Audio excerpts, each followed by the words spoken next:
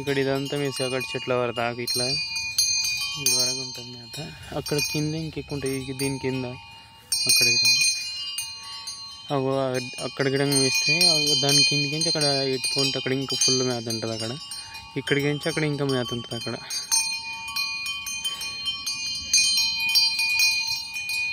పక్షులు మా వీడియోస్ నచ్చితే లైక్ చేయండి, షేర్ చేయండి, సబ్స్క్రైబ్ చేసుకోండి.